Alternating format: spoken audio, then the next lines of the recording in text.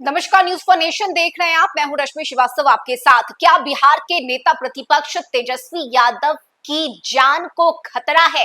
ये सवाल इसलिए क्योंकि बार बार तेजस्वी यादव की सुरक्षा पर चूक की खबरें सामने आ रही है। सिर्फ इतना ही नहीं, आज जिस तरह से बड़ी घटना हुई है, तेजस्वी यादव के आवास के बाहर फायरिंग हुई है, उसके बाद से ही विपक्ष हमलावर है और कई सवाल उठाए जा रहे हैं। कहा तो ये जा रहा है कि तेजस्वी यादव को नुकसान पहुंचाने की कोशिश की जा रही है। और देखिए, आज खुद नेता प्रतिपक्ष तेजस्वी यादव की तरफ से भी सोशल मीडिया एक्स पर पोस्ट करते हुए ये कहा गया है कि मेरे घर के बाहर गोली चलाई गई है या फिर चलवाई गई है। और ऐसे में इस पूरे मामले पर अब तेजस्वी यादव की बहन रोहिणी आचार्य हमलावर नजर आ रही है। सोशल मीडिया पर उन्होंने भी पोस्ट करते हुए अपना बयान जारी किया और बताया कि किस तरह से बार बार तेजस्वी यादव की सुरक्षा में चूक हो रही है। आपको याद होगा कि कुछ दिन पहले भी जब तेजस्वी यादव सड़क यात्रा कर रहे थे, इस दौरान उनकी गाड़ी की टक्कर हो जाती है एक ट्रक से और उसमें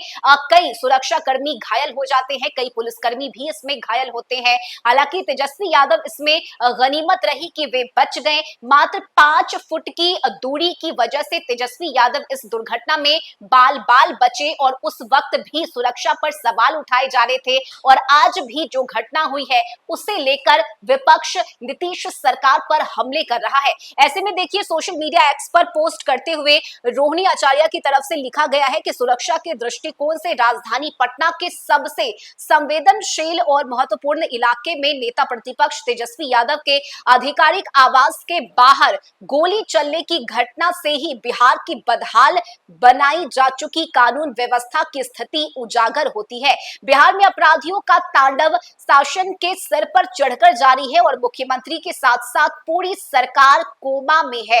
कुछ दिन पहले ही सड़क यात्रा के दौरान तेजस्वी यादव के काफिले की सुरक्षा में चूक और प्रशासनिक लापरवाही की वजह से एक ट्रक के घुसे आने की वजह से चिंताजनक घटना और आज की इस घटना से तेजस्वी यादव की सुरक्षा में सरकार के द्वारा बढ़ती जा रही लापरवाही और उदासीनता से सरकार की मंशा पर शक होता है। तो ये बड़ा आरोप लगाया गया है इस वक्त रोहिणी आचार्य की तरफ से, जिसमें उन्होंने लापरवाही की बात कही है। साथ ही ये भी कहा है कि जिस तरह से बार बार तेजस्वी की सुरक्षा में चूक हो रही है, प्रशासनिक लापरवाही हो रही है, ऐसे में सरकार की मंशा पर शक हो रहा है और यही वजह है कि अब इसे लेकर जांच की बात भी कही जा रही है। कहा यह जा रहा है कि आखिर इतनी बड़ी घटना कैसे हुई, इसकी जांच होनी चाहिए।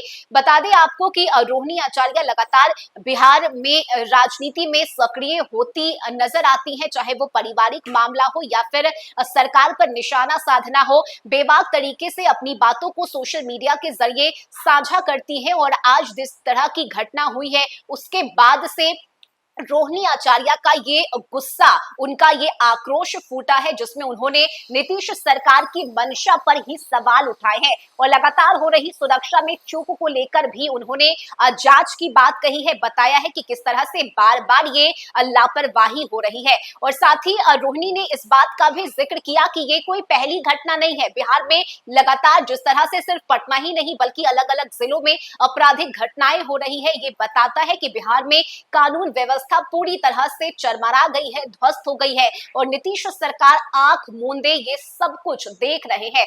सरकार के कान पर जूं तक नहीं रेंग रही और बिहार के लोग, बेकसूर लोग इसमें अपनी जान गंवा रहे हैं। लेकिन आज की ये घटना को लेकर अब पुलिस महकमे में भी हड़कंप मच गया है। आपको बताएं कि नीतीश सरकार के कई मंत्री उस इलाके में रहते हैं जहां पर यह गोलीबारी की घटना हुई है। लूटपाट के दौरान गोली चलाने की बात सामने आई है और ठीक उसी जगह पर नेता प्रतिपक्ष तेजस्वी यादव का भी आधिकारिक आवास है और यही वजह है कि इस घटना के बाद विपक्ष के द्वारा कई सवाल उठाए जा रहे हैं। फिलहाल देखना होगा कि जांच में क्या कुछ बातें सामने आती है, लेकिन जिस तरह से ये घटना हुई है उसके बाद से कई आरोप लगाए जा रहे हैं विपक्ष की तरफ से और सरकार की मंशा पर सीधे सीधे सवाल उठाए जा रहे हैं। इस खबर में अभी के लिए बस इतना ही। न्यूज फॉर नेशन पर खबरों का सिलसिला जारी रहेगा। नमस्कार।